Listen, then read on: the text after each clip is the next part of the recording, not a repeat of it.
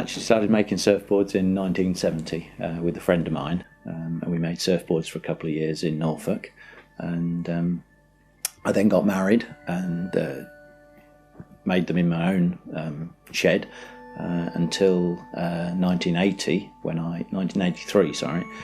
we moved down to Newquay, and I originally was in partnership with a chap down here, and then that lasted a couple of summers, and since then I've been on my own, making boards under my own logos and for a couple of other shops on and off in town and in Cornwall. So yeah, I thought, well, I'll move down here, but I already knew people down this way, and I had the offer of say going into a partnership with a chap, and which was the sort of little spur that got me down here. And then we finished after a couple of seasons, and I then set up on my own with the contacts that I knew, and that helped before him and sort of sit while I was with him, really. So it was, and been on my own ever since. You're almost pitting your wits against the thing, trying to get something right that works right, that people are happy with. It's nice when people come back and say, "Oh, yeah, that was a nice board," or this, that, and the other, and that. So yeah, it's just the creativity of it a bit.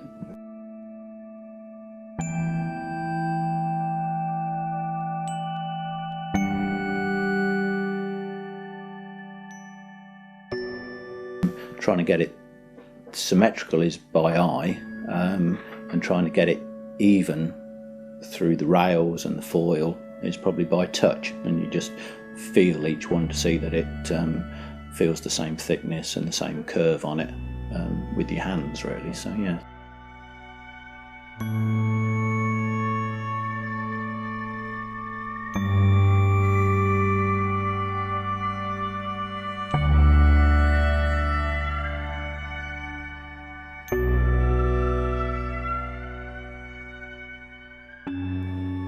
It's probably a little bit of each, actually, because you're probably engineering something out of the core foam and that, but then with a bit of an artistic flair to blend the various bits and pieces in, and that. So yeah, it's probably artist stroke craftsman, I suppose, really is the thing, really.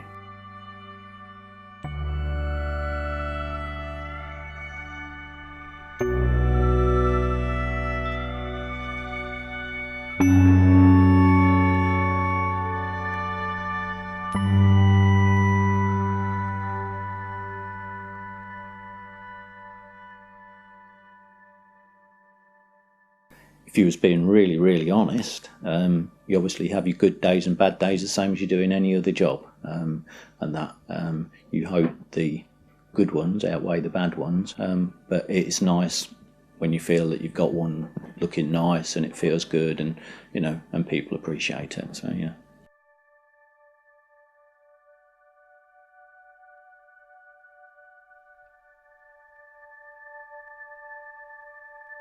Can I not hear the old roach?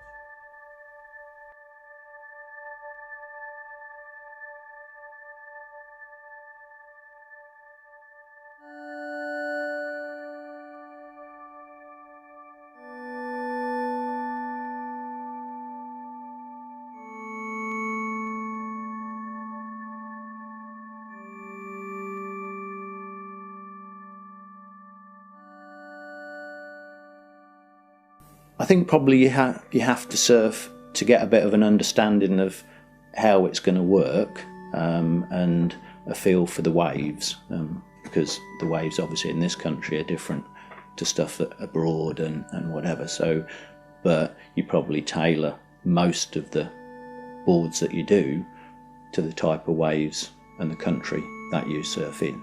So yeah, so I would say you probably have to have a little bit of an insight into it. Right?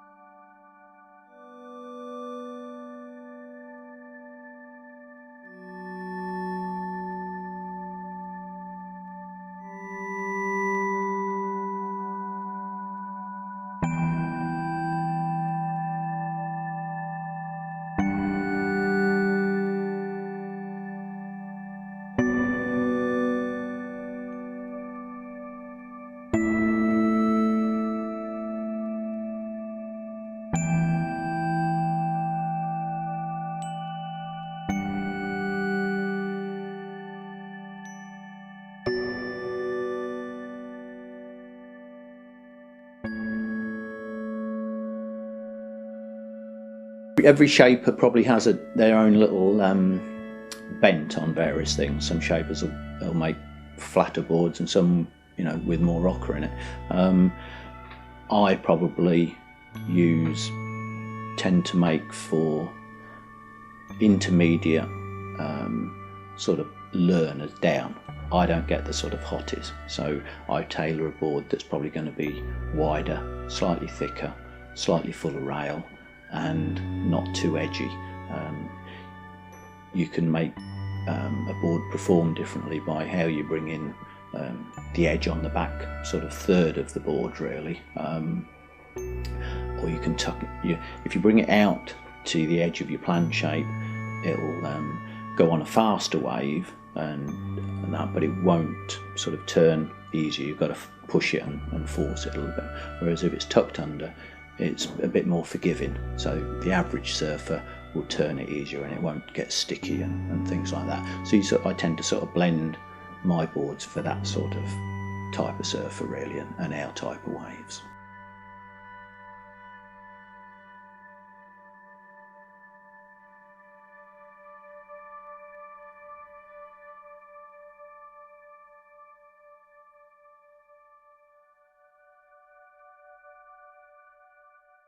I don't tend to use the shaping machine, whereas there's a lot of people sort of that have suddenly come into it that are using shaping machines, and basically all they're doing is taking router marks out, but they actually couldn't pick up a planer and take a blank and a hand planer and build somebody a surfboard.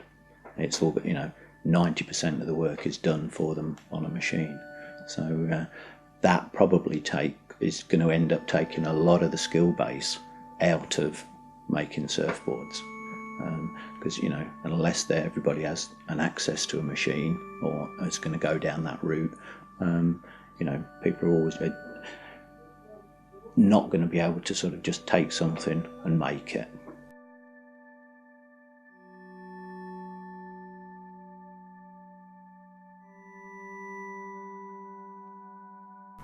The machines are expensive to run, and there's a few of them. So unless people make them profitable, which I can't see that they are at the moment, then if they all go bust, all the hot shapers that have got a name today, unless they can pick a planer up and make something out of a block of foam, are not going to be doing it, are they? And all the people that are sort of coming into it, or all the people that have done it by hand over the years, we're all getting older, so we're going to be going, and there's going to not, we're the new people coming into it. There's good and bad things about the machine, I've used the machine, and that can save me a lot of time just putting foam onto the floor and that sort of donkey work, so I with me doing lots of jobs myself, the less time I'm probably in the shaping room, I can go glassing or sanding, and that helps me. Whereas somebody that's just a shaper doing them off a machine, that's all they'll ever do, really.